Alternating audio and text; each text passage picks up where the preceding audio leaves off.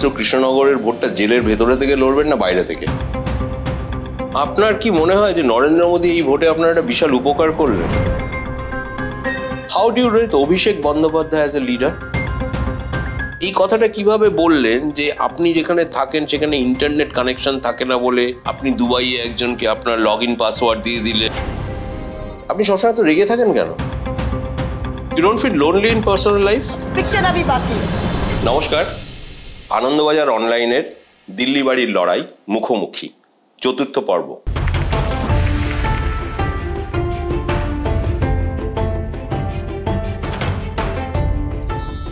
মহুয়া নমস্কার। নমস্কার। প্রথমে একটা কুইজের প্রশ্ন করি। মহুয়া মৈত্র কৃষ্ণনগরের ভোটটা জেলের ভেতরে থেকে লড়বেন না বাইরে থেকে? বাইরে থেকে লড়লেও জিতবো, ভেতর থেকে লড়লেও জিতবো। তাই বিজেপি যাটাই হাওয়ায় ভাসাচ্ছে তাতে কোনো লাভ হবে না। কিন্তু জেলের ভেতরে যাওয়ার চান্স আছে? সেটা বিজেপিকে জিজ্ঞেস করুন, কারণ এটা সম্পূর্ণ ওদের হাতে। তা এখন যেটা ভারতবর্ষের গণতান্ত্রিক যে ব্যবস্থা রয়েছে সেটাকে ওরা পিষে একদম ধ্বংস করে দিয়েছে। সো এটাতে বিরোধীদের তো আপনি দেখছেন কিভাবে কণ্ঠরুদ্ধ করছে। তা এখন এই ভোটটা ওরা এজেন্সি দিয়ে চালাচ্ছে, তাই ওরা যেটা করবে সেটা করবে। কিন্তু একটা জিনিস আছে, মানুষ ভোটের বাক্সে সবার ঊর্ধ্বে। এখনো পর্যন্ত বলতে নেই আপনি যথেষ্ট ডাঁটের সঙ্গে ইডি, সিবিআই ইত্যাদির মোকাবিলা করছেন, কিন্তু ভোট লড়ার সময় এই বিষয়গুলো কি একটা ফালতু ডিস্টারবেন্স মনে হচ্ছে না? ওরা চায় যেটা ডিস্টার্ব করি, ওরা এটাই চায়। ওরা চায় যে দেখুন, আপনি ইডির কনভিকশন রেট, সিবিআইয়ের কনভিকশন রেট আপনি নিজেও জানেন 5%, 6%। ইংলিশে বলে the process is the punishment. তো মানে আপনাকে এটার ভেতর দিয়ে হেনস্থা করতে করতে করতে করতে যাবেন, আপনি মেন্টালি আনস্টেবল হয়ে যাবেন। আর ভোটে লড়াইয়ের সময় খুব ফোকাস দরকার। ওরা চায় যে আপনি ফোকাসটা নষ্ট হয়ে যাবে, আজকে সামান করছে, কালকে এই করছে, কালকে ওই করছে, আপনি নড়বড়ে হয়ে যাবেন বা আপনার ভোটে ক্ষতি হবে। আপনি যদি নিজে মনস্থির করে নেন যে এটা আমার জমি, এটা আমার লড়াই, আমি কোনো দিকে আমার ফোকাসটা সরাবো না, তাহলে কিন্তু কেউ আপনাকে ছুতে পারে না। তো আমার এখন সেই অবস্থা হয়েছে, আমি মেন্টালি একদম প্রিপেয়ার্ড। যেদিন আমি পার্লামেন্টের সিঁড়িতে দাঁড়িয়ে 8ই ডিসেম্বর বলেছিলাম যে চিতা তুলেই ছাড়বো, আমি কিন্তু চিতা তুলেই ছাড়বো। এখন কখনো মনে হয় মহুয়া যে চারদিক দেখে শুনে যে রাজনীতিতে না এলেও চলতো? আমি বেশ ম্যারাথন দৌড়তাম, লন্ডনে স্টারবাক্সে কফি খেতাম, নিউ ইয়র্কে জেপি মর্গানের ভাইস প্রেসিডেন্টের কাজ করতাম। Do you miss that life? Anindya, it is all the more evident to me. আজকের দিনে দাঁড়িয়ে আমি সত্যি কথা বলছি, আমি ইমোশনাল হচ্ছি না, কিন্তু জীবনে আজকের দিনে আমার মনে হয় যে আমি জন্মেছি এই কারণে। কারণ আজকে ভারতীয় গণতন্ত্রের যে অবস্থা, কারণ 15 বছর বা 20 বছর আগে আমার যা জীবন ছিল, যদি প্রবাবিলিটির দিক থেকে দেখা যায়, তাহলে দ্য চান্স দ্যাট আমি কৃষ্ণনগরে বসে বা করিমপুরে বসে আজকে ওই লাইফ ছেড়ে দিয়ে এই লাইফ করবো, এটা কিন্তু খুবই কম সম্ভাবনা ছিল। কিন্তু ঠাকুর বা ভগবান বা ওপরওয়ালা বা যাই বলো, আমাকে তুলে নিয়ে এখানে রেখেছে। আর আজকে আমি বুঝতে পারছি যে আজকে এইখানে এই মুহূর্তে কেন আমাকে রাখা হয়েছে। তাই জন্য আমি আরও sure that this is my path. কারণ the state of Indian democracy today, they are so few voices and history will remember us and we have a role to play. তাই জেপি মর্গানে কাজ করে আমি ঠিক আছে ভালো জীবনযাপন করতাম, এখনও আমার মাঝে মাঝে ইচ্ছে করে সেটা করতে, কিন্তু perhaps my calling was greater, much greater. So why did you have that calling? I don't know, it comes from within. আপনার যেরকম সাংবাদিকতা করা, আজকের দিনে সাংবাদিক বলতে তো বাজারটা তো আপনারাও জানেন, আমরাও জানি, প্রত্যেকটা বড় মিডিয়া হাউসে কোনো ইন্ডিপেন্ডেন্স নেই, এডিটরদের কোনো ইন্ডিপেন্ডেন্ট ফ্রিডম নেই। তবুও আপনিও তো সাংবাদিকতা করছেন, তৈরি করে করছেন না, আপনিও তো সেটা আপনি আপনার একটা স্থান খুঁজে নিয়েছেন। সেইভাবে আমিও আমার যে স্থানটা খুঁজে নিয়েছি বা যেইভাবেই হয় পথ আমাকে এখানে নিয়ে এসেছে। আপনার কখনো মনে হয়নি যে আমি জেপি মর্গানের সর্বোচ্চ জায়গাটায় যাব? বা America is a country which gives you opportunities, যে কারণে সত্য নাদেলা সাকসেসফুল হন, ইন্দ্রান উই সাকসেসফুল হন। তা আপনার কখনো মনে হয়নি যে I will be the top boss of JP Morgan? না, আমার ওটা, I was successful in my career. If I had stuck to it, হয়তো টপ বস হতাম না, কিন্তু সাকসেসফুল ডেফিনেটলি হচ্ছিলাম এবং থাকতাম। কিন্তু সেটা আরও 100টা মানুষের মতো বা 1000টা মানুষের মতো সাকসেসফুল। আমার বাবা মা হয়তো বলতো মেয়ে দারুণ করছে, এখানে বেড়াতে যাচ্ছে, এখানে ঘুরছে, এত টাকা রোজগার করছে, কিন্তু সেটা সার্বিক দিক থেকে, সামাজিক দিক থেকে হয়তো কিছু হতো না। আজকে যেটা আমি করছি সেটা আমি don't want to sound like mother Teresa, আমি সেটা বলছি না, I don't want to sound greater than I am, but এই যেটা কলিং, যেটা দেশের যেটা করছি, সেটা in the big ecosphere is far more important. আপনি আমেরিকায় কখনো পলিটিক্স করার কথা ভেবেছিলেন? না, কোনোদিন। আমার আমেরিকার দেশটা অত পছন্দই নয়, আমার ইংল্যান্ড অনেক বেশি পছন্দ। আর ইউকেকে যে আমি যদি সেকেন্ড হোম মনে করি, সেটা আমি ইংল্যান্ডকে বা লন্ডনকে মনে করি। তা লন্ডনে আমার একবার ছিল যে আমি পলিটিক্স করলে হয়তো সেখানে করতে পারতাম। আর সেটা তো দেখছেন ঋষি সুনাকের মতো কেউ ওখানে প্রধানমন্ত্রী আপনিও হতে পারতেন, হু নোস। সেটা জানি না, who knows, but it gives you a fair chance in the system. The system is not biased, it gives you a chance, সেটা আমি বলবো। কিন্তু আমি বললাম, আপনি তো জানেন প্রথম থেকেই আমার জার্নিটা আপনি ফলো করছেন। তা আমার যখন কলিংটা হলো আমি দেশে ফিরলাম। আর যখন বলে না, when you have to do something the universe conspires, আমার মনে হয় যে আর পৃথিবীটা ষড়যন্ত্র করেই আমাকে এই জায়গায় পুরো কায়নাত আপকো একেবারে পুরো কায়নাত আপকো একেবারে। কিন্তু আপনি ধরুন, যদি আপনি যে লন্ডনে যে বা ইংল্যান্ডে যে পলিটিক্স করা, তখন আপনি কাদের হয়ে পলিটিক্স করতেন? আমি ঠিক জানি না, কারণ সেটাই একটা প্রবলেম হতো। কারণ কনজারভেটিভদের কয়েকটা পলিসিস অ্যাকসেপ্টেবল, আবার লেবারের অনেক পলিসিস অ্যাকসেপ্টেবল, আবার লিবডেমটা ঠিক আমার পছন্দ নয়। তো আই ডোন্ট নো এক্স্যাক্টলি কোন পার্টির সাথে থেকে কাজ করা যেত। সেটা আমি প্রথম থেকে ভাবতাম, মানে তখন তো সেখানে থাকতাম, কিন্তু ultimately India was my home, India was my calling. তো এখানে তো ফিরতেই হতো। Why did you come to politics in India? আপনি প্লিজ বলবেন না যে মানুষের সেবা করার জন্য, ওটা না খুব ক্লিশেড, ওটা না কেউ বিশ্বাস করে না। লাস্ট ফর পাওয়ার, কি বলবো বলুন, নন ক্লিশেড। না, আমি অত দূর ভাবছি না। আমি যেটা বলছি যে আমার অনেক বন্ধু বলতো যে মানুষের সেবা করতে চাও হয়তো এনজিওতে কাজ করো, পলিটিক্সে ঘুরছো কেন? কিন্তু আপনি যদি দেখেন এনজিওতে কাজ করলে আপনি 6,000 লোকের উপকার করবেন, 60,000 লোকের উপকার করবেন। যদি আপনি রাজনৈতিক দিক থেকে যদি আপনি একটা গভর্নমেন্টে ঢোকেন, তাহলে আপনি পলিসির মাধ্যমে লক্ষ কোটি মানুষের কিন্তু উপকার, আমি বলবো না, সিস্টেমটাকে চেঞ্জ করতে পারেন। আমার ইন্ডিয়াতে কয়েকটা জিনিস যেরকম সত্যি আমার গায়ে লাগে, সত্যি আজ অব্দি গায়ে লাগে। আজ অব্দি আমার এমন জিনিস দেখি যে মাঝে মাঝে এতদিন পোড় খাওয়া রাজনীতিবিদ হওয়ার পরও চোখে জল আসে, যে আমাদের ইনকাম ইনইকুয়ালিটিটা এত। আর আমরা যেরকম যারা পাড়াগাঁ থেকে নির্বাচিত, সত্যি কথা বলতে আপনি লন্ডনে গিয়ে একটা স্টারবাকস বা যেখানে একটা শহরে আমরা যদি বাইরে খেতে যাই, 1,000 টাকা পার হেড, আমরা কিছু ভাবি না। অথচ একটা গ্রামের মহিলাকে 1,000 রুপিস হেড দেওয়া হচ্ছে, সেটা কিন্তু অনেক টাকা, কারণ 7,000 টাকা ডিসপোজেবল ইনকাম মাসে। তো এই যে ইন্ডিয়াতে ইনকাম ইনইকুয়ালিটিটা এত 75 বছর স্বাধীনতার পরও, it is still so vast, we have such a long way to go. আর বেসিক সার্ভিসেস যেরকম আমাদের হেলথ বলুন, এডুকেশন বলুন, বেসিক সার্ভিসেস যেটা এখনও আমাদের অনেক পথ অতিক্রম করতে হবে। So I think that's really way we need to do a lot of work. সেই জন্য আপনার রাজনীতিতে আগমন? সত্যি কথা বলতে আমার সেই জন্য রাজনীতিতে আগমন। আরেকটা জিনিস, ভারতবর্ষ একটা ইউনিক জায়গায় পৃথিবীর ম্যাপে। Bharatvarsha is the largest democracy in the world. আর আমরা কনস্টিটিউশনাল ডেমোক্রেসি হিসাবে তৈরি হয়েছিলাম। আমরা কিন্তু মানে মনার্কি থেকে করিনি, আমরা একটা প্রসেসের মধ্যে দিয়ে আমাদের ফাউন্ডিং ফাদার্সরা, স্বাধীনতা সংগ্রামীরা বেছে নিয়েছিল এই পথটা। তারা বেছে নিয়েছিল যে মহিলাদের ভোটের অধিকারটা একসাথে দেওয়া হবে, আমাদের সাফ্রাজেট মুভমেন্টের মাধ্যমে পরে হয়নি। তো এগুলো অনেক জিনিস খুব ভাবনা চিন্তা করে দেওয়া হয়েছিল আমাদের কনস্টিটিউশনে।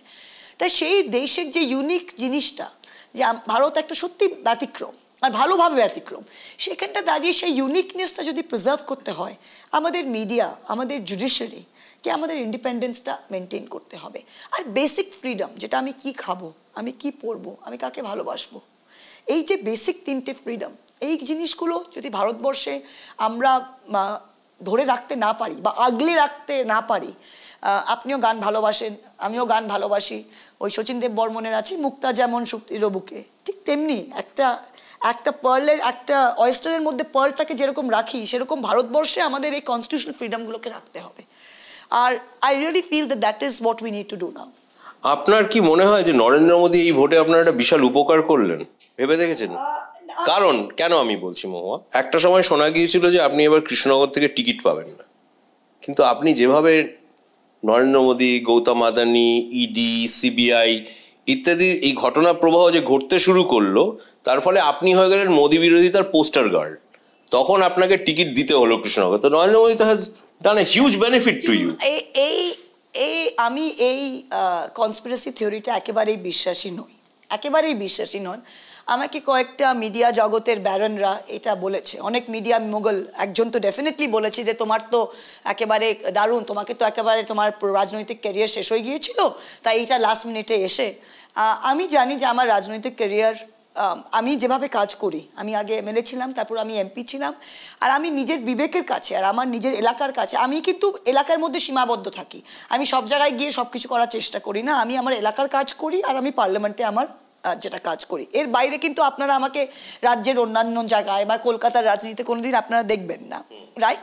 তো সেইখানে দাঁড়িয়ে আমার মনে হয় না যে আমার রাজনৈতিক ক্যারিয়ারে আমি এমন কিছু করেছিলাম যাতে আমার রাজনৈতিক ক্যারিয়ারে কোনো ঘাটতি হতো বা কিছু খারাপ হতো, আমি সেটা বিশ্বাস করি না।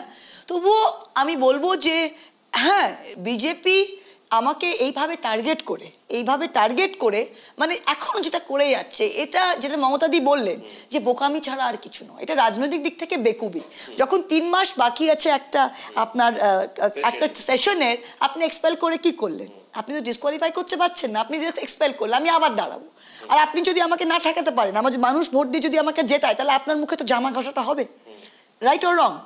এবং আপনি মনে করছেন সেটাই হবে। তো সেই জিনিস দিক থেকে আপনি ঠিক বলেছেন যে এটা ডেফিনেটলি এখনো ইটস আর্লি ডেজ, বাট এটা করেছে। মহুয়া, আপনার কি মনে হয় না যে আপনি নরেন্দ্র মোদী এবং গৌতম আদানিকে you are taking them head on? Narendra Modi probably arguably the most popular prime minister of India so far, right, and Gautam Adani is very powerful, very yes, powerful, industrialist.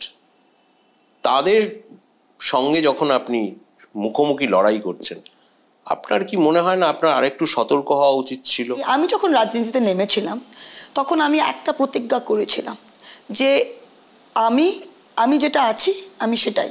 আমি একটা কথা বলবো, রাজনীতিতে নামে না, লোকে বলে সিনেমায় নেমেছে, খারাপ জিনিস তো নয় যে রাজনীতিতে এসেছিলাম, ঠিক আছে, আপনি ওয়ার্ডটা আপনি তো বললেন রাজনীতিতে নামলেন, ঠিক আছে, সেটা যাই, রাজনীতিতে আসি বা রাজনীতিতে প্রবেশ করি বা যেটাই আপনি শব্দটা প্রয়োগ করেন, ঠিক আছে। রাজনীতিতে যখন আমি আসি তখন আমি নিজেকে একটা প্রতিজ্ঞা নিয়েছিলাম যে আমি কিন্তু হয়তো ছোটোখাটো জিনিস হয়তো যেটা আমাকে চেঞ্জ করতে হবে, কিন্তু আমার বেসিক কোরটাকে আমি চেঞ্জ করতে চাই না। যখন আমি এসেছিলাম অনেকে আমাকে বলেছিলেন ছোটোখাটো জিনিস, মানে আমার পোশাক থেকে আমার স্পিডে কথা থেকে আরম্ভ করে সব কিছুতে একটু নিয়ন্ত্রণ করো, নিজেকে করো। আমি বলেছিলাম যে না, আমি যেভাবে জন্মেছি একটুখানি ডেফিনেটলি কিন্তু আমার বেসিক সেলফ যেটা, I must bring that to the table. আমি যদি আরো 10টা লোকের মতো হই, মানে I will not fake anything.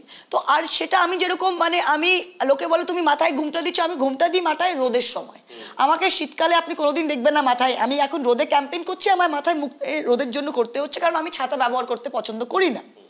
এই যে বেসিক জিনিস, আমার আমার এমন কিছু নেই জীবনে যেটা আমাকে লুকোতে হবে। সত্যি কথা বলছি, আমার কেউ যদি আমার জামা পরা, আমার মনে আছে 16 সালে যখন আমি ভোটে প্রথম দাঁড়াই, তখন সিপিএম এর বিরুদ্ধে লড়েছিলাম, করিমপুরে গ্রামীণ এলাকা। তো সেখানে আমার একটা হাইট পার্কে দৌড়ানোর ছবি, আমি কোনো রানে পার্টিসিপেট করছিলাম, শর্টস পরে ওই যে যেরকম মানে রানের ডেতে ছবি, রানার্সের যে ছবিটা, সেই ওই রেসের দিনের ছবিটা কোত্থেকে হয়তো তারা পেয়ে ফেসবুক থেকে সব জায়গায় ওটা ছড়িয়ে দিয়ে বললো আপনি কি এরকম বিধায়ক চান যে হাফ প্যান্ট পরে দৌড়ায়? তো তখন আমাকে কয়েকজন জিজ্ঞেস করলো, তখন আমি বলেছিলাম যে আমি যখন দৌড়ই বা আমি তো 10 কিলোমিটার দৌড়ই, তো তখন আমি তো হাফ প্যান্ট পরেই দৌড়বো, আমি তো শাড়ি পরে দৌড়বো না। তো এটা সুব্রতদা একদিন বলেছিলেন, যখন উনি শুটিং করছিলেন কোন সিরিয়ালের জন্য, উনি বলেছেন আপনি সুইমিং কস্টিউম পরে সুইমিং পুলে রেখে, সুব্রতা বলেছেন আমি তো সুইমিং কস্টিউম পরেই সুইমিং পুলে নামবো, রাইট? তো সেইটা আমি 2016 সালে জিতেছিলাম। তখন আমি বুঝেছিলাম যে করিমপুরের মানুষ বা বাংলার মানুষ এর একটা বিশাল আমি বলবো অ্যাকসেপ্টেন্স আছে। এটা I am so thankful to B born a Bengali, so thankful. এটা কিন্তু অন্যান্য রাজ্যে নেই, অন্যান্য স্টেটে হয়তো অনেক ঝামেলা হতো আমার নিয়ে, কিন্তু এখানে মানুষ যখন একবার বুঝে যায় যে আপনি আসল, there is nothing fake, ওরা কিন্তু আপনাকে সেইভাবেই ভালোবাসে। But you are a Bengali born in Assam. No, I was born in Assam, not because we lived in Assam for generations, but because my father was working in Assam. We are Bengalis, there is no doubt about that. But এই জিনিসটা তাই আমি নিজেকে কোনোদিন change করিনি। আর আমার জীবনে এমন কিছু নেই যেটা বেরোলে আমাকে লুকোতে হবে, কারণ যেটা আমার বিরুদ্ধে ওরা যেটা মিথ্যা অভিযোগ দিচ্ছে, নদিয়ার মানুষ আমাকে কিছু বলতেই হয়নি। প্রত্যেকটা নদিয়ার মানুষ তারা আমার ভালো কি তাও জানে, আমার খারাপ কি তাও জানে, কিন্তু আমার সবচেয়ে বড় শত্রুও কোনোদিন আমার ওপর করাপশনের তকমাটা লাগাতে পারবে না, 1 পয়সারও লাগাতে পারবে না। তাই ওরা যেটা করলো এই মিথ্যা অভিযোগটা, সেটা কিন্তু মানুষ একেবারেই খায়নি। মহুয়া, তৃণমূলের টিকিট না পেলে আপনি কি কৃষ্ণনগর থেকে কংগ্রেসের টিকিটে দাঁড়াতেন? এরকম একটা মাসি গোপ না হলে মেশো হতো। এই অবাস্তব কথাগুলো বলে কোনো লাভ আছে?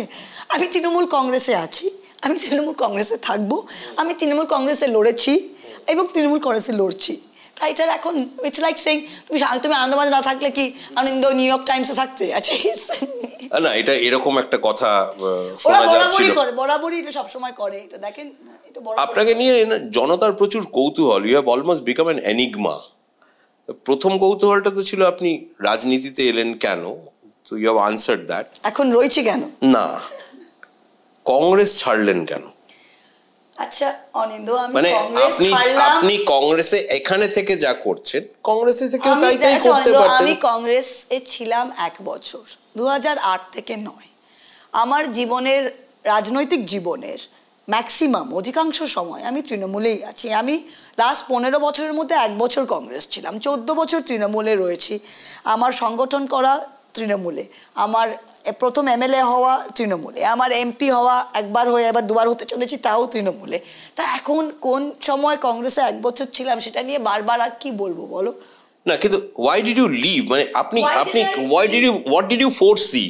No, I didn't really foresee. What happened in Congress then was, আমি গ্রাসরুটস লেভেলে আমাদের কাছে সিপাহি করতাম। মমতাদি যখন কংগ্রেস ছেড়ে যখন তৃণমূল তৈরি করলেন, তখন উত্তরবঙ্গে তো এখন মান্নান হোসেনরা যায়নি, তারা কংগ্রেসে ছিল, তাই মুর্শিদাবাদ অব্দি কংগ্রেসের একটা গ্রাসরুটসের প্রেজেন্স ছিল। কিন্তু দক্ষিণবঙ্গে 2008-9 আস্তে আস্তে কিন্তু ওটা আরম্ভ করলো, যাতে বুথে কর্মী পাওয়া ডিফিকাল্ট হয়ে গেল। আরেকটা যেটা মেইন জিনিস হলো যে 2008-এ নিউক্লিয়ার পরমাণু চুক্তির আগে কংগ্রেস আর লেফট কিন্তু একসাথে সরকার চালাচ্ছিল ইউপিএ 1-এ। তখন যখন নন্দীগ্রাম, সিঙ্গুর, যেটা পশ্চিমবঙ্গের মাটিতে কংগ্রেসের ধ্বজা ধরে কিন্তু অ্যান্টি লেফট পলিটিক্স করাটা খুব ডিফিকাল্ট হতো। কারণ যখন কিছু আমরা করতাম ইউথ কংগ্রেস থেকে, তখন দিল্লি থেকে বলা যেত যে ওরা তো আমাদের শরিক, এটা করো না। আর এদিকে মমতা দি একদম নো অল গানস ব্লেজিং, রাস্তায় দাঁড়িয়ে মানে একদম উনি আন্দোলন করছেন, সেখানে কংগ্রেস সেইভাবে আন্দোলনটা করতে পারছিল না অ্যান্টি লেফট। আর আমার রাজনীতিটা বাংলায় ছিল, তখন কিন্তু কংগ্রেসের শিবিরে দিয়ে সেই পলিটিক্সটা করা। So it was a calculated move, political, circumstantial but calculated move to go forward. Yeah, it was a calculated move plan. আমরা যে পলিটিক্সটা করছিলাম সেটা কিন্তু মানে তখন কংগ্রেসের শিবিরে দাঁড়িয়ে সম্ভব ছিল না। আমার আর কোনো প্রবলেম ছিল না কংগ্রেসের সাথে, আমার আজ অব্দি কোনো ব্যক্তিগত আক্রোশ নেই। আপনার সঙ্গে কংগ্রেসের নেতাদের খুবই ভালো সুসম্পর্ক আছে, সবারই আছে। আমাদের কোনো, তারা আপনার পাশেও দাঁড়িয়েছেন এই বিতর্কটার সময় বা এই হেনস্থার সময়। 100%। আপনি সবসময় তো রেগে থাকেন কেন? কারণ আমি কত ভালো মুডে আছি। না, এখন সব সময় আমি দেখি খ্যাক খ্যাক করছেন, রেগে আছেন, এটা কেন? You are not even 50. I'm getting there. আর সবসময় বেড অফ সাইজের সানগ্লাস পরেন কেন বলুন তো? আমার চোখে রোদের ভীষণ প্রবলেম, আমার চোখ দিয়ে জল আরম্ভ করে। আর আমার এইখানে এই পুরো এরিয়াতে যদি রোদ লাগে তাহলে আমার এখানে মাথায় ভীষণ ব্যথা করে। তাই প্রথমে আমি চেষ্টা করতাম ছোট সানগ্লাস পরা, তা কাজ হতো না। এখন বড় সানগ্লাস পরি, তারপর আস্তে আস্তে এটা ট্রেডমার্ক হয়ে গেছে। এখন গ্রামের লোকেরা মাঝে মাঝে আমাকে বলে, দিদি চশমাটা খোলেন, তো আমি খুলে দেখাই। আর এখন বিজেপি এটা নিয়ে এত হাসি ঠাট্টা করে যে আমি আর খুলবই না। আমি এখন প্রতিজ্ঞা করছি, এখন আমি ঘরের ভেতরেও সানগ্লাস পরবো, ঘুমানোর সময় সানগ্লাস পরে থাকবো। সেদিন আমি একটা দেখছিলাম গাড়ির ভেতরে ইন্টারভিউ হচ্ছিল, আমি সানগ্লাস পরেছিলাম। আপনার কুকুরদের নাম, পোষ্য কুকুরদের নাম হামফ্রে হেনরি কেন? কালু, ভুলু এরকম নাম হয় না কেন? ইংরেজি নাম কেন? ইংরেজি ছেড়ে দিলাম, বলে না ব্রিটিশ চলে গেছে, কুছ তো ছোড় গেছে। তো আমার আমি তো ইংল্যান্ড ছেড়ে এসেছি, তো কিছু থাকবে ইংলিশ আমার মধ্যে, তো সেই হেনরি নাম দিলাম। কৃষ্ণনগরের ভোটটা একটা অন্য দিক থেকে দেখলে, Mahua, do you think it is the most tragic vote in this country? because এখানকার যারা ভোটার তারা মূলত ছিন্নমূল, উদ্বাস্তু, তাদের প্রতিনিধি হিসেবে কোনো ভূমিপুত্র বা ভূমিকন্যা সে অর্থে নেই। আপনি বিদেশে থেকেছেন, বিদেশে পড়াশোনা করেছেন, এখানে রাজনীতি করেছেন, আপনি এবং আপনার প্রতিদ্বন্দ্বী যিনি বিজেপির দাঁড়িয়েছেন, তিনিও মূলত কলকাতার বাসিন্দা, আপনি তাও এখানে থাকেন করিমপুরে। এটা কি কৃষ্ণনগরের দুর্ভাগ্য না রাজনীতিতে এলিটদের আগমন? না, আমি এটা বলবো এটা কৃষ্ণনগরের এবং এই গ্রামীণ এলাকার সৌভাগ্য, দুর্ভাগ্য বলবো না। কারণ অনেক সময় যখন কেউ একটা জায়গায় জন্মায় আর তাকে কিছু দেওয়া হয়, সেটা তার মূলটা বোঝে না আর বোঝে না। আমি যেরকম ত্যাগ করে এসেছি, আমি কিন্তু করিমপুরে দাঁড়িয়েছি, তখন আমাকে শত্রু দিয়ে বাগ মারতে পাঠানো হয়েছিল, তুমিও বলেছিলে, এবং 39 বছর পর আপনি জিতেছেন। আমি যে আজকে করিমপুরে থাকি এটা বাই চয়েস, রাইট? আমি 10টা লোকের মতো করি, not by compulsion, not by compulsion, আমি বাই চয়েস থাকি। কারণ জীবনের প্রথম রাজনৈতিক স্বীকৃতি আমাকে করিমপুরের মানুষ দিয়েছিল। সেই বিদেশি মেয়ে, লাল লিপস্টিক আর বড় সানগ্লাসকে ওরা ভোট দিয়ে কিন্তু জিতিয়েছিল। আর এবং আমি বলবো মন থেকে যা ভালোবাসা আমাকে করিমপুর দিয়েছে বা নদিয়া জেলা দিয়েছে, এটা খুব কম লোকেরই ভাগ্যে থাকে। তাই আমি তাদের কাছে ঋণী। আর আমি সেই ঋণটা রোজ দিন I repay it by being here and being the representative. তাই আমার সেন্স অফ দায়বদ্ধতা বা মাই সেন্স অফ রেসপন্সিবিলিটি যেটা আছে এই এলাকার প্রতি, সেটা হয়তো যদি আমি এখানে বাস করতাম বা এখানের লোক সাধারণত অ্যাসপিরেশনাল হয়, তারা চায় কৃষ্ণনগর থেকে বেরিয়ে যাওয়া। করিমপুরের মানুষ আজীবন করিমপুরে থাকতে চায় না, ওরা চায় বিদেশে যাব। করিমপুরে আমার কেউ চাকরি পেয়ে বলেও ব্যাঙ্গালোরে চাকরি করছে, সে বিশাল ব্যাপার। তা আমি রিভার্সটা করেছি। তাই আমি বলবো যে এই এলাকার সেটা সৌভাগ্য বলবো না, কিন্তু এটা আমার সৌভাগ্য যে আমি as a result of a calculated choice I have chosen to do this. মহুয়া মৈত্রের মতো লোক সেভাবে আর রাজনীতিতে এখন আসছেন, বলছেন না ইট ওয়াজ অ্যান ইনার কলিং, এবং আপনি যে বললেন যে আমি স্যাক্রিফাইস করেছি, আমি ত্যাগ করেছি, আমি ফিরে এসেছি, এই ধরনের মানুষ এখন আর সেরকম ভাবে রাজনীতিতে আসছেন না। এবং আপনি যে বললেন যে আমি তাই, আমি কখনো নিজেকে অন্যরকম ভাবে দেখাতে চাইনি, do you think this honesty has actually played as a deterrent? যেখানে মহুয়া যেরকম ভাবে জীবন যাপন করেন, সেইভাবে যাপনটা যেহেতু অনেক বিতর্কের জন্ম দেয়, তখন এই ধরনের মানুষরা কি আরেকটু পিছিয়ে যান বা তাদের রাজনীতিতে আসার সম্ভাবনা কি আরেকটু সংকুচিত হয়ে যায়? দেখুন, আমি জীবনযাপন কিভাবে করি? আমি কি চুরি ডাকাতি করি? আমি কি কারো ঘরের মধ্যে গিয়ে চুরি ডাকাতি করি? আমি কিভাবে জীবনযাপন করি?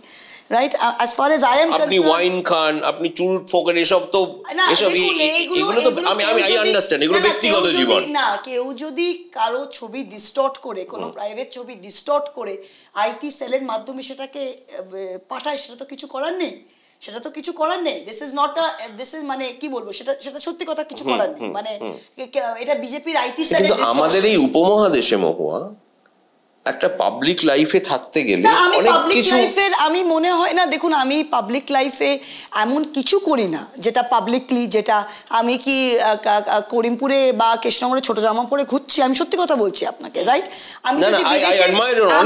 আমি যদি বিদেশে যাচ্ছি, আমি যদি গ্রিসে যাচ্ছি, আমি কোনো গ্রিসে ঘুরতে যাচ্ছি, আমি তো নিশ্চয় রাস্তায় শাড়ি পরে ঘুরবো না, আমি জামা পরেই ঘুরবো।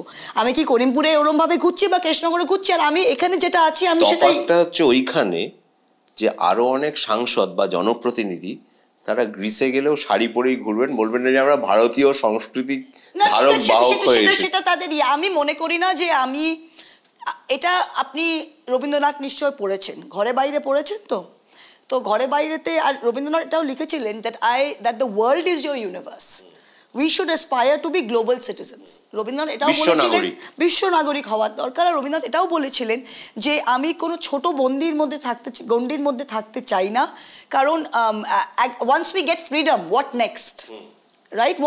What is the next thing once we apply? তো আমাদেরও, I believe that I am one of the lucky few যে আমি বাইরে পড়াশোনার চান্স পেয়েছি, আমি বাইরে জীবনযাপন করেছি, আমি পুরো বিশ্ব বলবো না, কিন্তু অনেক দেশে ঘুরেছি। আমি আশা করছি অন্যান্য দেশের যে ভালো জিনিসটা সেটা শেখার বা তোলার। তাই আমি নিজেকে সত্যিকারের গ্লোবাল সিটিজেন মনে করি। সেখানে দাঁড়িয়ে I see no reason to conform to some narrow domestic walls, as Tagore put it. I see no reason to do that.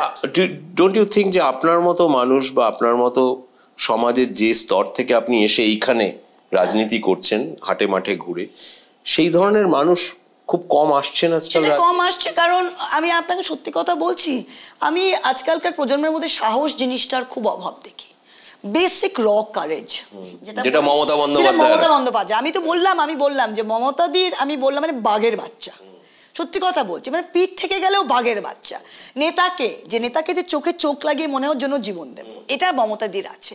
মানে সাহস জিনিসটা, বেসিক র কারেজ, রাজনীতিতে আপনার অনেক ভালো কিছু জিনিস থাকে, কিন্তু আপনি যদি লিডার হতে চান আপনার কারেজটা খুব দরকার। 10টা লোকের ওই যে মেপে, অনেকে আমাকে বলে মেপে করো মেপে করো মেপে করো। আমার পয়েন্ট হচ্ছে আমি মেপে করব কেন?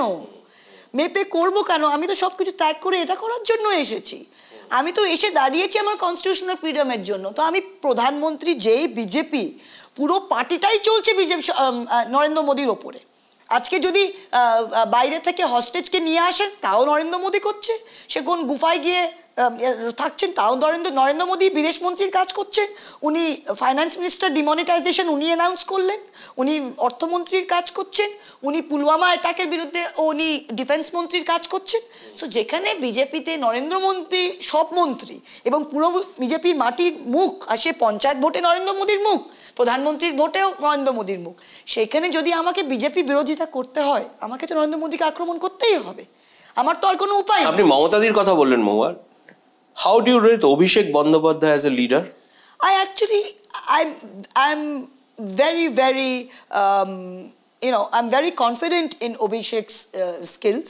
আর অভিষেক আমি মানে ওর অর্গানাইজেশনাল এবিলিটি, বিকজ পার্টি দুটো দিক থাকে, এক হচ্ছে যেটা গভর্নেন্স, একটা হচ্ছে অর্গানাইজেশন। আর অর্গানাইজেশন এবিলিটি আমাদের এখন, আগে আমরা ওয়ান ডাইমেনশনাল খেলতাম, আমাদের যেরকম ডানপন্থী মাস বেস পার্টি, আমরা মানে মানুষ ভোট দিচ্ছে আমরা আছি, ইমোশন আবেগপ্রবণ, কিন্তু তার সাথে সাথে সময়ের সাথে সাথে আমরা যেরকম ফাইট করছি এখন একটা ক্যাডার বেসড পার্টির সাথে, একটা সংগঠিত পার্টির সাথে আরএসএস এর সাথে আমাদের মূলত লড়াই, বা সিপিএম এর সাথে লড়াই, সেখানে দাঁড়িয়ে আমাদেরও ওভার টাইম একটু সংগঠন মজবুত করতে হবে, নতুন আধুনিক মেথডিক্যাল হতে হবে, স্ট্রাকচার, আমাদের আধুনিক প্রযুক্তির ব্যবহার করতে হবে, সেগুলোতে অভিষেক সত্যি মানে he has really put in place a great structure. So and I am very confident in that. How do you rate your opposition here, বিজেপির, অন আ স্কেল অফ 10? দেখুন, আমি অপোজিশন, আপনি প্রার্থীর কথা বলছেন না আপনি পার্টির কথা? প্রার্থীর কথা বলছি। আমি প্রার্থী, আমার কোনো মতামতই নেই, কারণ বিজেপির ভোট এখানে প্রার্থী দেখে হয় না। বিজেপি যদি ল্যাম্পপোস্টও দাঁড় করাতো X% ভোট পেত, আর যাকেও দাঁড় করাতো সে সেই পার্সেন্টই। না, সেটা ভুল, আপনি আমার কথার ভুল বলবেন না। আমি যেটা বলছি যে বিজেপির একটা ভোট, সেটা প্রার্থীগত ভোট নয়। বিজেপির যেটা একটা হিন্দুত্ববাদের ভোট আছে, যেটা ওপার বাংলার মানুষ এসছে, তাদের অনিশ্চয়তাকে বেসিক্যালি সেটাকে পুঁজি করে সেটা যে ভোটে যেটা খেলে ওরা, এই মগজ ধোলাইটা করে, সেই ভোটটা ওদের ভোট। মানে গতবার যেরকম কল্যাণ প্রার্থী ছিল, হি ওয়াজ এ গুড অপোনেন্ট, মানে হি ওয়াজ অ্যাক্টিভ, ও সব জায়গায় যাচ্ছিল, 10টা ইয়াং ছেলে ছিল ওর সাথে, এখানে বল মারছে, ওখানে ইয়ে করছে, he was a good opponent, he was not nothing. কিন্তু ওরা যতটা ভোট পেল, ওটা হয়তো বিজেপি পার্টি হিসাবে ওরা যেই ভোটটা পায় সেটাই পায়, ওটা প্রার্থী হিসাবে পায় না। তাই আমার প্রার্থীর মধ্যে আমার কাছে ওদের প্রার্থী দেখা হয়েছে কখনো আমার? হ্যাঁ, আমরা একসাথে একটা নদিয়ার মিষ্টি বলে 2017 না, আমি যখন এমএলএ তখন একটা বেঙ্গল চেম্বার অফ কমার্সে নদিয়ার ভোটে দাঁড়ানোর পর দেখা হয়েছে না। কিন্তু আমার ব্যক্তিগত কোনো তার সাথে কোনো কমেন্টসই নেই, কারণ এটা আমাকেও শোভা দেয় না তাকে ব্যক্তিগতভাবে কিছু বলতে। তিনি ওনার পার্টির প্রার্থী, যেই প্রার্থী হোক বিজেপি এই সিটটা হারবে। So it makes no difference to me যেই প্রার্থী। আমি আসছি সেটাই।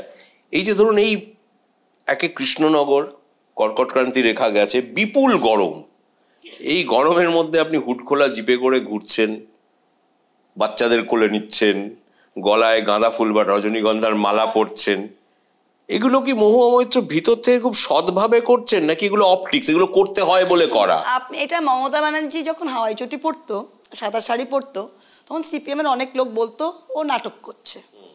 কিন্তু 34 বছর বা 40 বছর কেউ নাটক করতে পারে না, রাইট?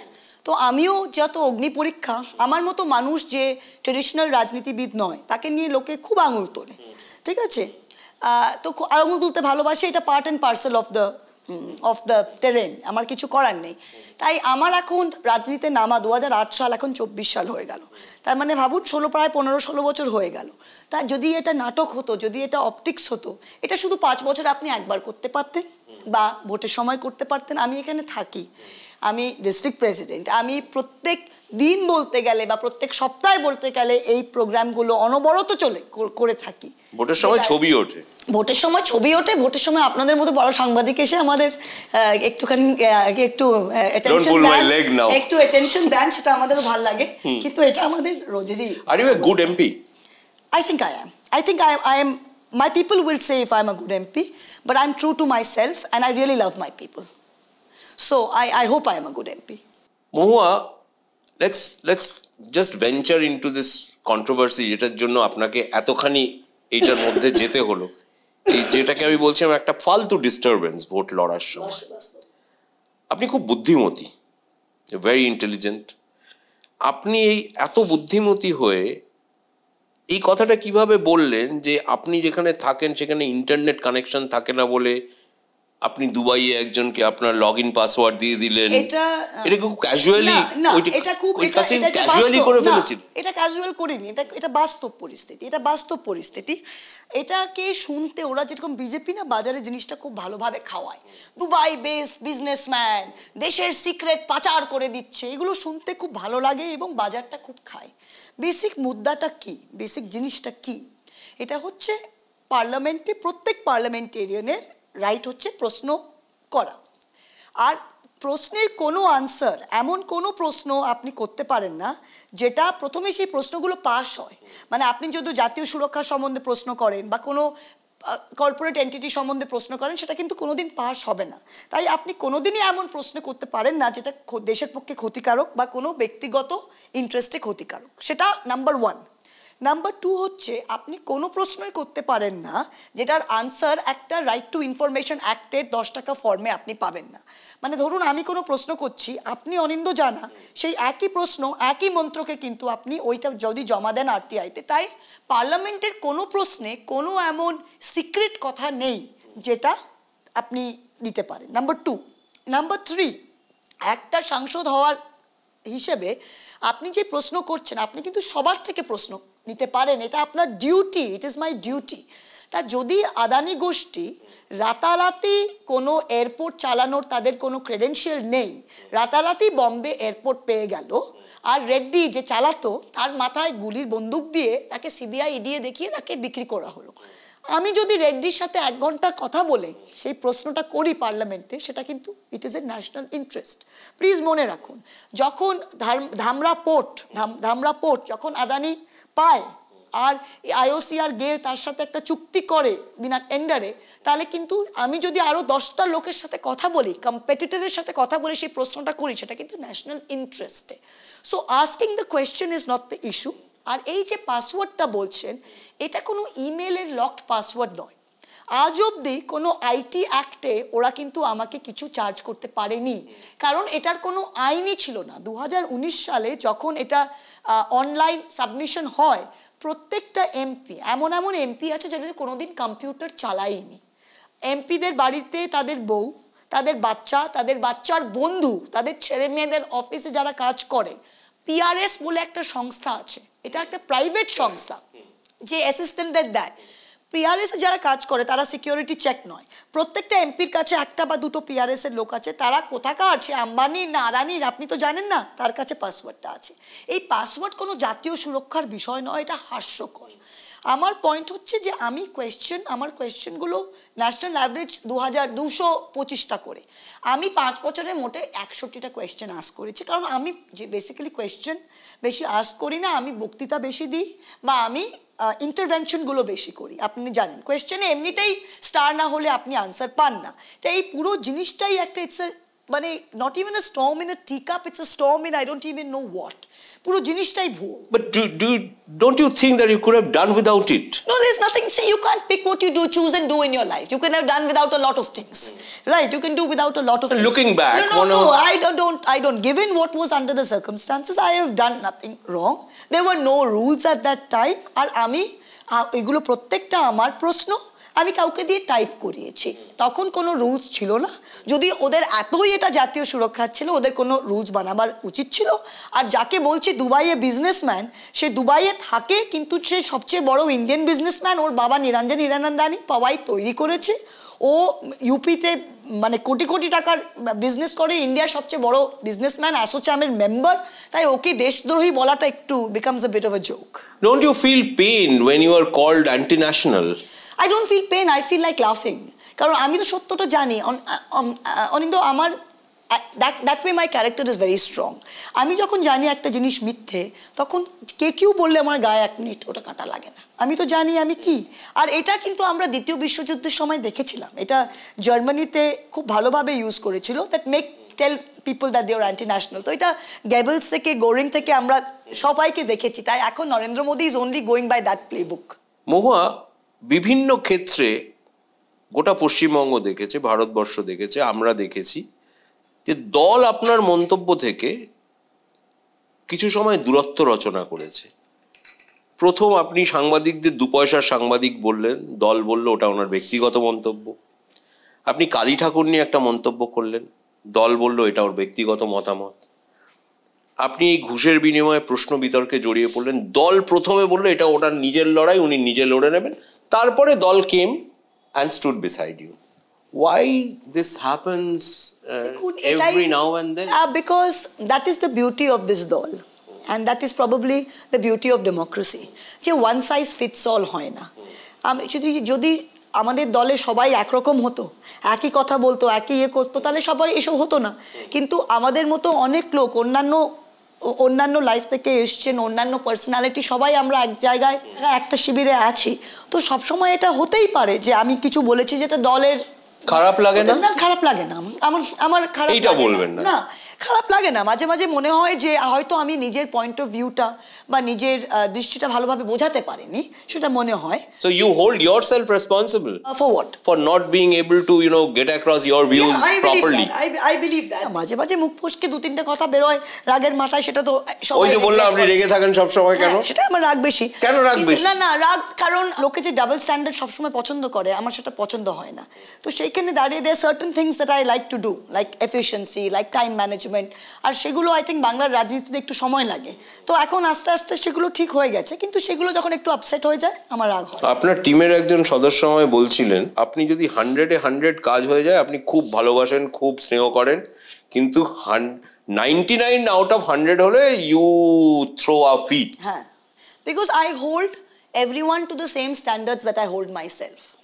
আমি যখন জেপি মর্গানে চাকরি করতে গিয়েছিলাম প্রথমবার, আমি একটা স্প্রেডশিট প্রিন্ট আউট করে দিয়েছিলাম। আমার তখনের boss, he took it and he folded it in half and he said, he opened it, he said it's not centered. Right? So number 1. Number 2, spreadsheet তৈরি করতাম এক্সেলে। আমার লিবারাল আর্টস ব্যাকগ্রাউন্ড ছিল, তো আমার অ্যাকাউন্টিং ব্যাকগ্রাউন্ড ছিল না। So spreadsheet তৈরি করে যখন আমি দেখাতে গেলাম, একই বস, উনি বলেছিলেন, বলছে what kind of rubbish is this? আমি বললাম কেন, ঠিক আছে। বললো inputs should be in blue because they can be changed. Formula should be in black because it is fixed. এই রুলটা অলওয়েজ কিপ ফর গ্রান্টেড। যখন একটা স্প্রেডশিট তৈরি করছেন, যেটা আপনি চেঞ্জ করবেন, যখন একটা ফর্মুলা দিলেন, সেটা শুড বি ইন ব্ল্যাক, তাই তবে you know not to touch it. আজ অবধি আমি লোকেদের বলি যে keep inputs in blue, keep special. এই যে কয়েকটা রুল, আমি যেটা ভালো প্র্যাকটিস, যেটা ভালো পদ্ধতি, আমি যদি 10টা ছেলেকে শেখাতে পারি, আমি জানি যে আমার সাথে যারা কাজ করেছে আমার অফিসে, তারা গিয়ে আজকে নিজের কনসাল্টিং খুলতে পারে, ইলেকশন ম্যানেজমেন্ট কনসাল্টিং খুলতে পারে। আর আমার সাথে যে কাজ করেছে সে স্ট্যান্ডার্ড। আপনি ছোট ছোট প্রশান্ত কিশোর তৈরির কারখানা তৈরি করেছেন। আমি প্রশান্ত কিশোরের অনেক আগে এই কাজটা করতাম। প্রশান্ত কিশোরকে গিয়ে বলেন। ওকে না, এটা একটা বলা হয় মহুয়া, যে আপনি যখন ভোট লড়েন তখন you bring in your own machinery, and that's why some people in your party, আপনার দলের কিছু লোক ক্ষুব্ধ হন, তারা একটু অনুযোগ হয়, অভিযোগ হয়, মনক্ষুণ্ণ হন। How do you look at it? দেখুন, রেজাল্ট স্পিক ফর দেমসেলভস।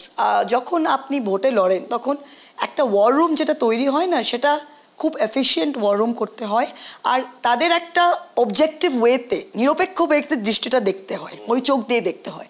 আমি যখন বাইরের ছেলে দিয়ে ওটা করি, সেই নিরপেক্ষ দৃষ্টিটা আমি পেতে পারি।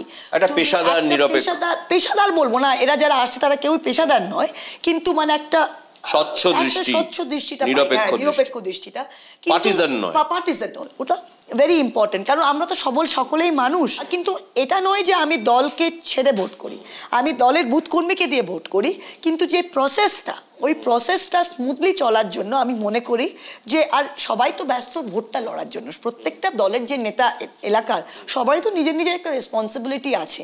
কেউ তো এসে 2 মাস ওয়ার রুমে বসে নিজের এলাকা ছাড়া করতে পারে না, তাহলে স্মুথলি চলতে পারে না।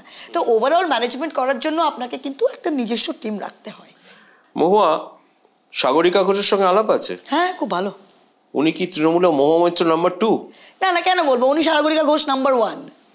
উনি আমার থেকে অনেক সিনিয়র, উনি সাংবাদিকতা বহুদিন করেছেন, আর she is a very nice person. তো উনি সাগরিকা ঘোষ নাম্বার 1, ও কেন মহুয়া মৈত্র নাম্বার 2 হবে? না, এরকম একটা মনে হচ্ছে যে বলা হচ্ছে রাজ্যসভায়, আমি লোকসভায়, ও দুটো বড় বড় বাচ্চা আছে, ও কবে থেকে সাংবাদিকতা করছে। I am not a journalist, I am in a rural constituency, I was an MLA, I was an MP. I don't think so. If you give me a job maybe, but পশ্চিমবঙ্গের সাংসদদের একটা সময় মূলত deaf and dumb স্কুলের সদস্য বলা হতো। হ্যাঁ, হীরেন মুখোপাধ্যায়, ভূপেশ গুপ্ত, ইন্দ্রজিৎ গুপ্ত বা সোমনাথ চট্টোপাধ্যায়ের মতো কয়েকজন বাদ দিলে মমতা বন্দ্যোপাধ্যায় ছাড়া কেউ সেভাবে সংসদে কোনো ইম্প্যাক্ট, অভিঘাত তৈরি করতে পারেনি, যেটা সম্ভবত আপনি পেরেছেন। বাঙালি বলতে পারে না কেন? বাঙালি খুব ভালো বলতে পারে। আমি তো অ্যাসেম্বলিতে ছিলাম, এর আগে বিধানসভায় ছিলাম, আমাদের খুব ভালো বক্তা আছে, অনেক সুবক্তা আছে। প্রবলেম হচ্ছে, যেটা প্রণবদা বলতেন না, আমি প্রধানমন্ত্রী হইনি কারণ আমি হিন্দি বলতে পারি না, মনে আছে উনি বলতেন এটা? আমাদের একটা ভাষার প্রবলেম হয়ে যায়, কারণ ন্যাশনাল স্টেজে হয় হিন্দি বলতে হয়, নয় ইংরেজি বলতে হয়। এই দুটো যদি না বলতে পারেন, আমাদের বাঙালিতে বাংলা ভাষায় বহু সুবক্তা আছে, কিন্তু ন্যাশনাল স্টেজে যাহত ট্রান্সলেশনে সেটা ঠিক ভালোভাবে ইম্প্যাক্ট হয় না। এইটা আমাদের একটা বড়, দেখবেন আপনি কাউ বেল্টের উত্তরপ্রদেশ, বিহারের যারা হিন্দিতে বলছে, ওরা বিশাল বাহবা ওরা পেয়ে যাচ্ছে। কিন্তু আমাদের অ্যাসেম্বলিতে যদি আপনি দেখেন, আমি তো অ্যাসেম্বলিতে ছিলাম, অনেক সুবক্তা ছিলেন, শুধু তৃণমূলে নয়, বিরোধী পক্ষ থেকে খুব অনেক সুবক্তা ছিল। এই ভাষা সমস্যার জন্য কি ভেতরে ভেতরে কোথাও একটা ইনফিরিয়রিটি কমপ্লেক্স, হীনম্মন্যতা কাজ করে, যে কারণে আমি উঠে আমার কথাটা বলতে পারছি না? হ্যাঁ, সেটা তো কাজ করে, কারণ আমার মনে হয় যখন প্রথমে আমি এলাম রাজনীতিতে, প্রবেশ করলাম, নামলাম বলবো না, রাজনীতিতে প্রবেশ করলাম। রাজনীতি তো নদী নালা নয় যে কেউ নামবে। তাহলে আমি প্রবেশ করলাম রাজনীতিতে, তখন আমার মনে আছে আমরা তো বাড়িতে তো বাংলা তো চলিত ভাষা বা চলতি ভাষায় বলি, তো বক্তব্যের ভাষা যেটা, সেটা তো শিখতে হতো। তখন কংগ্রেসের সভাপতি ছিলেন প্রদীপ ভট্টাচার্য, তিনি আমাকে লিখে বাংলার অধ্যাপকও বটে, তিনি আমাকে লিখে দেয়। আমি আজ অবধি উনার যে স্টাইলটা, সেটা কিন্তু আমার আজ অবধি স্টাইল রেখে গেছে। আর এখন অবধি আমি কোনো বাংলা বক্তব্যের আগে, আমি বিধানসভায় বক্তব্যের আগে আপনাকেও ফোন করে জিজ্ঞেস করেছি, আপনার হয়তো মনে নেই, যে এটা একটু না, গভীরভাবে মনে আছে। হ্যাঁ, ভালো মনে আছে। এটা এখন বললে লোকে বললে বিশ্বাস করবে না যে মহুয়া মৈত্র আমার কাছে। কেন, কি আছে? আপনি বলেন, আলাপন বন্দ্যোপাধ্যায় বলেন, আমি বহু লোকের কাছে, কারণ কেউ যদি আমার থেকে একটা ভালো জিনিসের বেটার আন্ডারস্ট্যান্ডিং আছে, গুছিয়ে সেটা সুন্দরভাবে বলতে পারে, আমি কেন শিখবো না? আলাপন বন্দ্যোপাধ্যায় বলুন, আপনি বলুন, আমি বহু লোকের থেকে, প্রদীপদা বলুন, আমাকে এটা হেল্প করেছে। তো প্রথমে আমার এটা প্রবলেম হতো, তো আমি সেটা বুঝি, কিন্তু তাই জন্য হ্যাঁ, একটু ইনফিরিয়রিটি বলবো না, কিন্তু লোকে একটু হেজিটেশন হয়, ওই কনফিডেন্সটা পায় না, তাই জন্য হয়তো সেই ভাষার জন্যই নয়, তো আমাদের অনেক বক্তা আছে। আপনি কি নিজেকে ভবিষ্যতে বাংলার অবিসংবাদী নেত্রী হিসেবে দেখতে পান, মানে টপ লিডারশিপ রোল, অথবা আপনার কি ইতিমধ্যেই সেই জায়গাটায় চলে যাওয়া উচিত ছিল না? আপনি তো নিজেকে নেত্রী হিসেবে প্রতিষ্ঠা করেছেন। আমি জীবনে কিছু নয় খুব সহজভাবে পাইনি। আমার প্রত্যেক সহজভাবে পাওয়াটা বোধহয় ঠিকও নয়, কিন্তু ওটা পাওয়া, আর না সহজভাবে না পাওয়াটা অর্জন করা। তো আমি তো আমি যা পেয়েছি, আমি ধাপে ধাপে, তখন হয়তো জিনিসটা আমাকে কষ্ট দিয়েছে। 11 সালে আমি যেরকম জলঙ্গি আমাকে দেওয়া হয়েছিল, আমি সেটা সিদ্ধান্ত নিয়েছিলাম লড়বো না। 5 বছর আমি লড়িনি, তখন সবাই এমএলএ হয়ে গিয়েছিল, আমি কিন্তু তখন সংগঠনের কাজ করেছিলাম। কিন্তু এখন আমি দেখছি যে যদি আমি সেই সাংগঠনিক কাজটা না করতাম, তাহলে 16 সালে যখন আমি এমএলএ হই, তখন আমি কিন্তু একদম স্ট্রেট গিয়ে লড়াইটা দিতে পেরেছি, আমার কারো হেল্প লাগেনি। তো এই জিনিসগুলো সব এক্সপিরিয়েন্স। এখন আমি এখানকার এমপি, আমি চাপড়া যাই, লোকে আমায় বলে আপনি কংগ্রেসে থাকতে 2008 সালে এই প্রান্তিক বুথে এসে তার কাটার সামনে আমার বাড়িতে বেঞ্চে বসে খেয়ে গেছে। তো এটাও তো একটা পাওনা, তো এই যে ধাপে ধাপে যাওয়াটা একটা পাওনা। তো আমি চাই যে আমি যাই জীবনে যাই, কারণ আমাদের মতো ক্যারেক্টার, যেটা আপনি বলেন বিদেশ থেকে এসছেন, লাল নেল পালিশ পরেন, এটা করেন, ওটা আমি বলি না, সবাই বলে, কোনো প্রবলেম নেই, আমার কোনো প্রবলেম নেই। তা আমাদেরকে না অনেক কিছু বারবার আমাদের অগ্নি পরীক্ষা দিতে হয়, যে আপনি প্যারাশুট থেকে, তাই অন্য কেউ যদি আমার থেকে অর্ধেক শিক্ষিত, অর্ধেক তার জ্ঞান আমার থেকে অনেক কম কাজ করে, তাকে কিন্তু মানুষ এত অগ্নি পরীক্ষা দিতে হয় না। আমাদের মতো মানুষকে বারবার অগ্নি পরীক্ষা দিতে হয়। এইটা মনে হয় না যে আপনার থেকে কম শিক্ষিত লোকের বা কারোর আজ্ঞা আপনাকে মেনে চলতে হয়? দেখুন, এটা রাজনীতির নিয়ম। রাজনীতি এমন জিনিস যে 2+2 কোনোদিন হয় না। এটা আমার মনে আছে, প্রণবদা খুব আমাকে খুব আর্লি ডেজে কংগ্রেসে থাকতে একবার বলেছিল যে তুমি যেই জগৎ থেকে এসছো, if you work hard and you are reasonably clever, তাহলে তুমি ওপরে যাবে। রাজনীতিতে এটা কোনো 2+2 4 হয় না। আপনি সব কিছু ঠিক করতে পারেন, আর আপনার থেকে কম শিক্ষিত মানুষ বা আপনার থেকে অনেক কম পরিশ্রমী মানুষ আপনার থেকে এগিয়ে যেতে পারে। তাই রাজনীতিতে একটা অদ্ভুত খেলার মাঠ, যেখানে ট্রেডিশনাল রুলস কাজ করে না। আপনি যখন এখানে না প্রবেশ করেন, তখন আপনাকে এই খেলার নিয়মটা প্রথমেই মেনে নিতে হবে। এটা কিন্তু কোনোদিন দুঃখ দিতে পারে না। তাই আমাকে এটা কোনোদিন দুঃখ দেয়নি। Are you clever or intelligent? I think I'm more intelligent than clever, but and that's the way I would like it to be. কিন্তু আমি পরিশ্রমী। আমি মনে করি যে ইন্টেলিজেন্স 100 থাকলে আর পরিশ্রম 0 থাকলে আপনি যেখানে যাবেন, আমি এটা স্কুল কলেজেও দেখেছি। আমার অনেক বন্ধু ছিল যে আমার থেকে অনেক অনেক বেশি ইন্টেলিজেন্ট, কিন্তু জীবনে ওরা অনেক কম করেছে, কারণ ওরা যারা তো ইন্টেলিজেন্ট ছিল, ওরা কম পড়াশোনা করেই ফার্স্ট হয়ে যেত, সেকেন্ড হয়ে যেত। আস্তে আস্তে আস্তে পরিশ্রম না করে একটা জায়গায় গিয়ে তারা আটকে যায়। কিন্তু আপনি দেখবেন যারা সেমি ইন্টেলিজেন্ট বা হাফ ইন্টেলিজেন্ট কিন্তু খুব হার্ড ওয়ার্কিং, তারা কিন্তু জীবনে আরও বেশি এগোয়। তাই আমি মনে করি combination of intelligence and hard work, পরিশ্রমী হতে হবে। Do you regret anything? I don't regret anything. I am really happy. Like I said, আমার 49 বছর বয়স। I am at perhaps the happiest point in my life where I am representing a constituency, একটা এমন একটা জায়গার প্রতিনিধিত্ব করছি যেটা সত্যি আমার রক্তে মিশে গেছে। আমি যেখানে থাকছি, যে মানুষের সাথে করছি, আর আই এম ভেরি প্রাউড। আর আমি মনে করছি যে আজকে ভারতবর্ষের যে এই গণতান্ত্রিক পরিবেশটা রয়েছে, সেখানে আমাদের খুব দরকার। আর এই জায়গায় যে আমরা জন্ম নিয়ে আজকে এই মাটিতে দাঁড়িয়ে আছি, this is very important. You don't feel lonely in personal life? Yeah, but that's part of the game. Anindra, that's part of the game. You can't think about it. But you could have. It is what it is.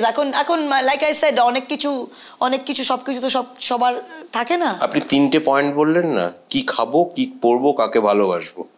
এই কাকে ভালোবাসার ব্যাপারটা হবে এখন মানুষ এসে বলেন, আপনি যেটা বললেন ক্লিশেড, মানুষকে ভালোবাসি না, ওটা বাজে কথা। ওটা বাজে কথা। মহু, আপনার পিকচার আবি বাকি হ্যায় মেরে দোস্ত। মহুয়া মৈত্রর গত ভোটে কৃষ্ণনগর থেকে মার্জিন ছিল, ভোটের ব্যবধান 65,000। এবার বাড়বে? এবার বাড়া উচিত। আমি চেষ্টা করছি। উচিত তো বটে, বাড়বে কি? বাড়বে। আমি 1 লাখ চেষ্টা করছি। 65,000, 65,000। আরেকটা 65 মনে পড়ে গেল, অবসরের বয়স। অভিষেক যেটা বলেছেন, ডু ইউ সাপোর্ট দ্যাট? তো 75 বলেছে না, 65 বলেছে। আচ্ছা। 65। ব্যতিক্রম আছে মমতা বন্দ্যোপাধ্যায়, নরেন্দ্র মোদী এবং অভিষেক যেটা বলেছেন যে সমস্ত প্রফেশনে ব্যতিক্রম আছে। মহেন্দ্র সিং ধোনি 42 বছর বয়সে IPL খেলছেন। অমিতাভ বচ্চন 79 বছর বয়সে he works like a mania. Roger Federer, James Anderson 41 বছর বয়সে ইংল্যান্ডের টেস্ট টিমে খেলেন। But generally, do you think that people should retire from politics at age of 65 or so? It's very difficult to say. Abhishek নিজে বলেছেন আমাকে ইন্টারভিউতে যে উনি 60 বছরে অবসর নেবেন। It's difficult to say, কারণ দেখুন, শরীর এবং বুদ্ধিটা হয়তো কন্ট্রোল করা যায়, কিন্তু শরীর সবসময় কন্ট্রোল করা যায় না। কারো সুস্থ শরীরে 85 বছর অবধি মানুষ সার্ভিস দিতে পারে, কেউ দেখবেন 55 বছরে হয়তো কিছু হয়েছে, ভেঙে পড়ে। তো সেটা ওপরওয়ালার ওপর ডিপেন্ড করে, নাম্বার 1। কিন্তু সুস্থ শরীর যদি থাকে আর মেন্টালি যদি আপনি সাউন্ড থাকেন, then age is only a number. I think age is only a number. কিন্তু আমি এটাও মনে করি যে কেউ যদি শরীরে দিচ্ছেন না, বা আপনি আমাদের পলিটিক্স, যেটা রুরাল পলিটিক্স, যেটা আমি বলি, রাজ্যসভার পলিটিক্সটা আলাদা। আমরা যারা লোকসভার পলিটিক্স করি বা যেটা গ্রাসরুট তৃণমূল স্তরে পলিটিক্স করি, এটা কিন্তু ফিজিক্যালি খুব চ্যালেঞ্জিং, সত্যি কথা, খুব চ্যালেঞ্জিং। আর যদি আপনি এটা ভালোভাবে করেন, তাহলে আমি নিজে বুঝতে পারছি, আমি every time you do one Lok Sabha election, it takes a toll of 5 years on you. Really, এটা কোনো এক্সেপশন নেই। তো সেখানে দাঁড়িয়ে শর্টকাট নেই। তো এখানে দাঁড়িয়ে আপনি যদি কোনো সুস্থ শরীরে যদি মানুষের পরিষেবা না দিতে পারেন, দেন ইটস আনফেয়ার। তাহলে চেয়ারটা ধরে রাখা আনফেয়ার। সেটা আমি মনে করি লোককে নিজে বোঝা উচিত। কিন্তু পলিটিক্সটা এমন নেশা যে লোকে সেটা নিজে বোঝে না। You're ambitious. Reasonably, of course I am. Where do you see yourself? As a minister in center, as a minister in state? আমি যেটা বললাম, যেটা পলিটিক্সে 2+2 তো হয় না। আমি জানি যে আমি কাজ করে MLA হতে পারি। MLA একবার হয়ে আমি খুব ভালো MLA হতে পারি, আমি এমপির টিকিট পেতে পারি, আমি এমপি হয়ে খুব ভালো এমপি হতে পারি। তারপর it depends on circumstances, it depends on circumstances. কারণ যতই প্রধানমন্ত্রী হয় সেও অ্যাক্সিডেন্টাল, যতই মুখ্যমন্ত্রী হয় সেও অ্যাক্সিডেন্টাল। খুব কম মমতা ব্যানার্জি জন্মায় যে প্রথম থেকে এক পথে এত টেনেশিয়াসলি মানে একটা সংগ্রাম করে যায়। The rest of us are all frankly speaking, wayfarers, right? So for the rest of us, it depends on circumstances a lot, and depends on luck, it depends on a lot of things. তো সেইখানে আপনি MP হওয়া অবধি আপনি বলতে পারেন যে আমি এমপি হতে চাই, বা আপনি এমএলএ হতে চাই। তারপরে কে সরকার গড়বে, সেই সরকারে কে শরিক হবে, কে কি হবে, সেটা কিন্তু আপনার জন্য কোনো লক্ষ্য নেই সামনে যে আমি অমুক জায়গাটায় পৌঁছবো? না, আমি প্রথমে রাজনীতিতে এসে আমি ইলেক্টেড অ্যাজ অ্যান এমএলএ হতে চেয়েছিলাম, আমি সেটা হয়েছিলাম। আমি MLA graduated, so what ever will happen will happen. But you do not see yourself, anywhere. আমি যেটা বললাম that if I do my work and if circumstances are there, but you can't predict these things. You can't predict. প্রধানমন্ত্রীও তো একটা MP. But you will be in politics. Of course I'll be in politics. আর কিছু নেই আমার জীবনে। যদি কেন্দ্রীয় সরকার আপনাকে জেলে ভরে দেয় তাও পলিটিক্সেই থাকবে। 30 বছর করব, যদি জেলে ভরে দেয় আরো ডাবল করব। আমি তো বললাম স্বজন হারানোর শ্মশানে আমি চিতা আমি তুলবই। মহুয়া, আপনাকে অনেক ধন্যবাদ for being so honest. I hope you enjoyed it. I enjoyed it, and thank you for coming all the way from Kolkata to Krishnanagar. Thank you so much. নমস্কার।